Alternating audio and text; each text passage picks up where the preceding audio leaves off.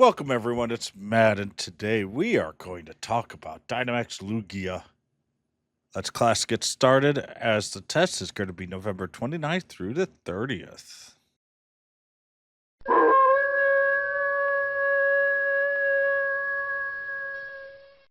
Alright, so we do have a max battle weekend, which is going to be Lugia. It's going to be starting November 29th at 6 a.m. to November 30th at 9 p.m. your local time. It will obviously be our Dynamax Lugia debut, which does have a potential shiny as well. For the event bonuses, we will have max particle collection limit increase to 1600, so at the very least you'll be able to do 2 battles per day guaranteed. We have the quarter adventuring distance to receive max particles, and the power spots will be refreshing every 30 minutes. And we do get the 8 times max particle from power spots. So as long as you have 2 power spots, you'll be able to get to 1600. The only thing that is frustrating is that we do have the quarter adventuring distance to receive max particles, but we are not seeing extra overall. So it might be that you do get your 1 max particle. If it's only the 300 instead of the 600, you will have to do 2, which is only a kilometer. It's not that big of a deal. Then do another one, and you will be able to do 5, and depending on where you are, at 6 battles for the weekend. For the free timed research, we will be able to get that starting Tuesday, November 25th at 6 a.m. your local time. This will give you a Dynamax Ghastly, which is actually the most powerful Dynamax to counter Lugia. So that is useful. The timed research test will also award Ghastly Candy, max particles, and more power to help battle your team. The max particles should be enough basically to give you 1 more battle on top of that. And another way to give you additional 2 is if you do have a leader that you can go through Campfire. If they are an ambassador and they will be there, then each day they will be able to give you a chance to get that, which will give you another basically 800 MP each day as well. This timed research will expire Sunday, November 30th at 9 p.m. local time when the event ends. We do have a max boost box.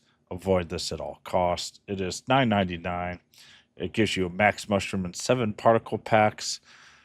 Unless if you're desperate for max mushrooms, this is very overpriced. It is better just to get your max particle packs. And also in the store, we do have a pretty good 3,200 max particles. Yes, you can argue the max particle packs are cheaper, but I'm buying it because for somehow I have maximum particle packs in my inventory right now, and overall it's not that expensive in coins. All right, let's go with Lugia here. The IV is 2028 to 2115, so 2115 is your hundo. Lugia does take increased damage from Dark, Electric, Ghost, Ice, and Rock. Overall, this is a kind of a very large spread, but we don't face these a great deal. It's strong to Grass and Psychic at 37.5%, and it's very strong to Fighting and Ground, which is a lot more common at 60.9%. Lugia stats are 4186 for max CP, with an attack of 193, which is slightly below average, but not greatly. Its defense is immense at 310, and its stamina is 235, which is also above average. The defense, though, is definitely one of the best that we currently have, but its fast moves are only 1 second, and this kind of kills the major use for the tank. And on top of this, it doesn't have a flying fast move, which is very frustrating. We don't have a great deal of flying Dynamax Pokemon right now, and at the very least, Lugia would have been an interesting flying, but we have only Dragon and Psychic, and Dragon doesn't even have the same type ability bonus, so it does not attack very strong. And compared to Eternatus and Latias and even Latios, it just doesn't have the overall power. And even for Psychic, it's just Alakazam is just almost doubly as strong. So going against Lugia here, we have charge moves. Hydro Pump is kind of the odd charge move that is very annoying to protect against, and we'll kind of talk about that a little bit more later. But it is slow, relatively powerful, but slow, and it doesn't have the same type ability bonus, so it won't deal as much damage. For suggesting the tanks later, have pretty much ignored Hydro Pump. It does have Future Sight, which is a 2.5 second, 115. That is the second scariest attack in my mind. The scariest attack is Aeroblast at 180 with 3.5 seconds. It is relatively slow, so as long as you're using 0.5 second fast attacks, you should only receive one. But being 180 attack and being a 5-star, which means they tend to hit a little harder but not last as long. But Lugia, with its high HP and really high defense, might last longer than the dogs that we fought against a while ago. They don't quite hit as hard as those dogs, but they hit really, really hard, and Lugia is just that much stronger in general. So we will see how much damage Lugia does. But personally, as long as you attack its weaknesses, it should still go down easy enough. For Psychic here, Lugia is at the very end of what I would call the B tier for overall attack. Actually, it's kind of in its B tier by itself. Snorlax, Woobat, Malamar are C tier. Latias, Hatterene, Ralts, Metagross are maybe we'll just go Latias, Hatterene, Ralts, and Ralts is both Galad.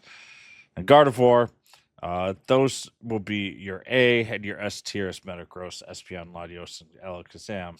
So really, Lugia is just not really all that strong for pure damage, especially in Psychic. And in Dragon, it's F tier basically. It's weaker than Charizard, and it's so far behind Eternatus. It's unfortunately not that funny.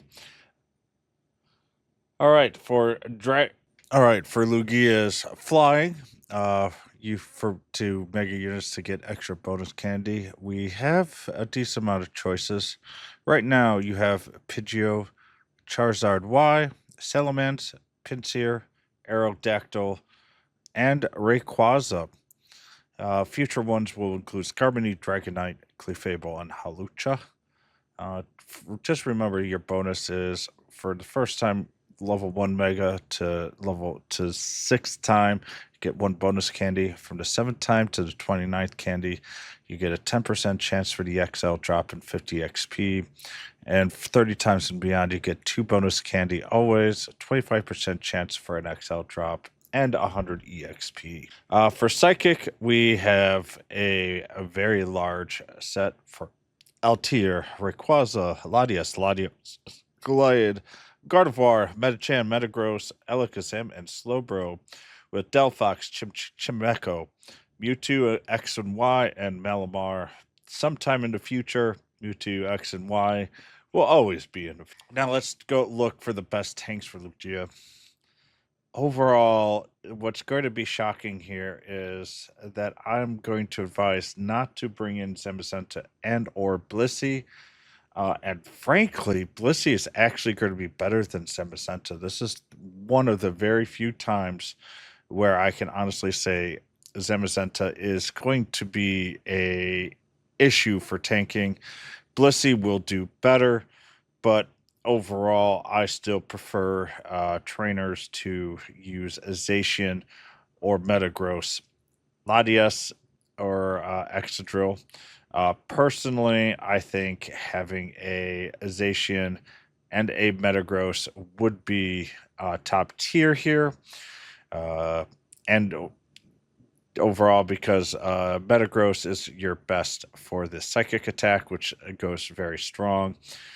And Zacian is your best tank for the Aeroblast. And so between those two, you cover up the two really nasty attacks for Lugia and should be set all the way around. Really, for if you're worried about Hydro Pump and are, don't want to put in Metagross, you can put in Latias and you'll be covered for Hydro Pump as well. But Hydro Pump just isn't that scary compared to what I feel Future Sight Aeroblast are. So for the best attackers for Lugia, it's going to be top three are all Gmax between Gengar, Grimmsnarl, and Toxtricity. Right now, if you have any of those three, the Gengar is your S class, Toxtricity and Grimmsnarl are basically your A tier, and your B tier are going to be Dmax, Gengar, Glaceon, and then your C tier is Eternatus and Zacian. Overall, Zacian, though, is a good combination for a tank and attacker. That's why I highly suggest bringing in Zacian. And overall, does a fairly good job for kind of combination. But obviously, if you have Gmax Gengar or Grimmsnarl and or Toxtricity, those are your big damage dealers for transformation. So what's the overall battle plan for Lugia? Really, this is going to be a challenging 5-star battle. You will only be able to use 4 trainers. These generally hit harder than the Gmax, but only survive 2 transformations at most. The best attacker by far will be Gmax Gengar. The next Pokemon, obviously, are Gmax Grimmsnarl, Toxtricity. Top Dmax are going to be Gengar and Glaceon, which is during the time of making the video, is the EV event that we're doing right now. My top 4 tanks are Zacian, Metagross, Latias, or Excadrill. Zacian and Metagross, I feel, are by far the top 2, and I'll be bringing in my Gmax Gengar. I'm going to be trying to avoid Hydro Pump, but honestly, as long as you have the 0.5-second moves and the others, you should be okay. At worst, you could just reset and redo the battle from there on out, and that should help most overall trainers. If you are just short on these battles, this is where I feel the Max Mushrooms are of best use overall.